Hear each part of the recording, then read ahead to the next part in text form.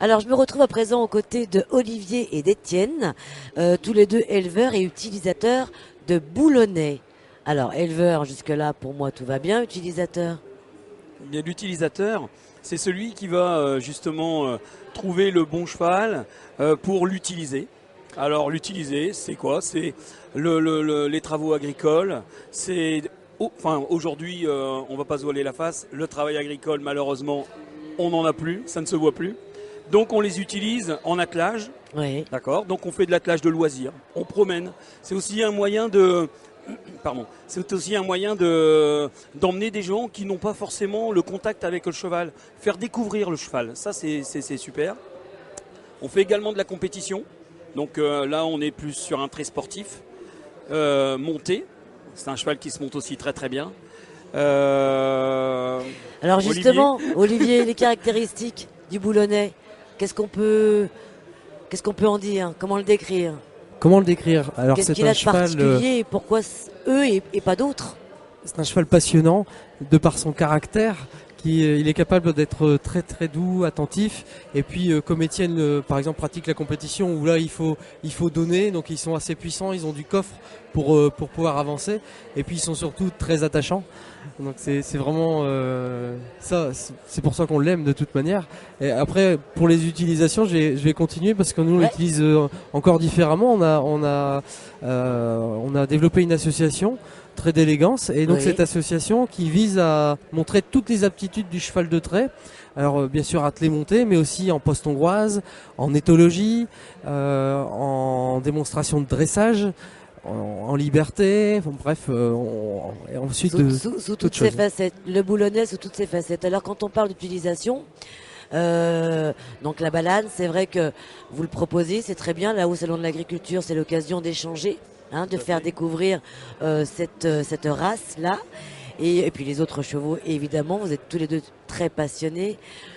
Qu'est-ce que le public vous pose comme genre de questions? Qu'est-ce qui l'intéresse?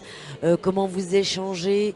Parce que c'est vrai que on dit souvent que le cheval a un rapport privilégié avec l'homme. Est-ce que le boulonnais entre dans cette catégorie de cheval très sensible. Voilà, très sensible, ouais, je cherchais le mot. C'est un cheval qui est très sensible à l'homme. Forcément, nos chevaux le sont d'autant plus avec nous. Et c'est ce qui, d'ailleurs, quelque part, on aime ça. On aime ce lien, ce rapport entre eux et nous. Après, c'est une... j'ai perdu le fil. J'ai perdu le fil de la question. On parlait de l'intérêt de ce cheval, du boulonnais, des chevaux en général, mais du boulonnais, avec un rapport privilégié avec le public qui va le trouver soit majestueux parce que il est très beau, il est costaud, on sent la puissance, la force.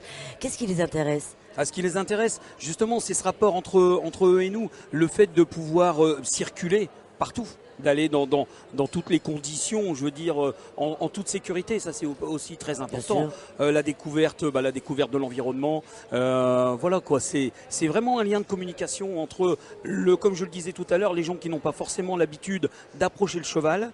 Et donc, c'est vraiment un lien de communication entre ça, le cheval et le public, le grand public. Voilà, c'est ce qu'ici on essaye de démontrer. Justement. Alors, vous l'utilisez, vous le disiez, aussi en compétition. Oui. Quel genre de compétition? Donc moi je fais des compétitions, compétition d'attelage où on a 3 épreuves. Une épreuve composée d'un dressage, donc le dressage, aptitude. Je ne vais pas rentrer dans le détail, mais bon, c'est vraiment le moment de la compétition où tout doit être carré, où les chevaux se posent bien, où nous on a forcément une technique à mettre en place et à démontrer devant les juges la mieux. Après, on a un cross, donc qu'on appelle un marathon. Donc ce sont des obstacles de marathon avec des portes à prendre avec des difficultés. Ça peut être des dévers sur des petites pentes, des gués, passer de l'eau. Ça, c'est aussi pour juger l'aptitude du cheval dans toutes les conditions. Bon, un peu plus extrême, je vais dire, que de la balade. Et puis aussi, on a la 3e épreuve qui se comporte d'une maniabilité. Ce sont des cônes avec une petite boule dessus. On a 20 cm d'écart entre la voie de la voiture et les cônes. Donc c'est hyper tout ça, précis. c'est hyper précis. C'est très précis. Et tout ça à faire dans un temps, forcément, celui qui Le plus gagne, court. c'est celui qui aura fait le meilleur temps sans faire tomber de boule. Voilà. Bien entendu. Voilà. Alors, en termes d'élevage, j'imagine que ça se prépare tout ça. Non seulement ça se dresse, mais ça se prépare un petit peu. Comment ça se passe avec le cheval?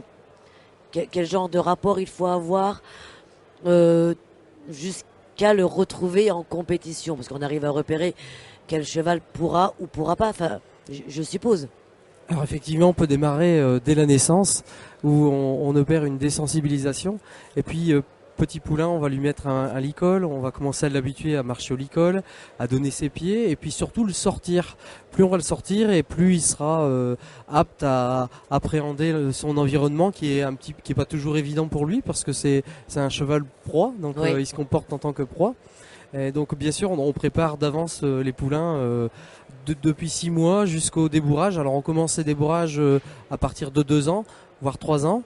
Et puis bien sûr après on a nos utilisateurs qui, pour Étienne lui il débourse ses chevaux, mais il y a d'autres qui achètent des chevaux dressés.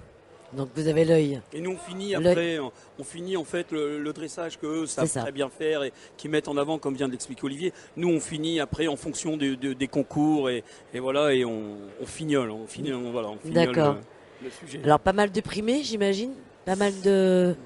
Oui, on a des médailles. primés. Ouais, moi j'ai eu la chance alors c'est très simple, hein. On est des gens très simples. Mais j'ai eu la chance quand même de gagner le dernier international qui a été organisé au salon d'agriculture. Effectivement, c'est très simple. Ouais, non, mais Ne bon, soyez pas modeste, je suis très c'est content de superbe. l'avoir fait Bien parce qu'avant d'en arriver là, il faut savoir que c'est énormément de travail. Beaucoup de travail. Vous savez, d'avoir 2 chevaux. Enfin, moi, je tourne avec 2 chevaux.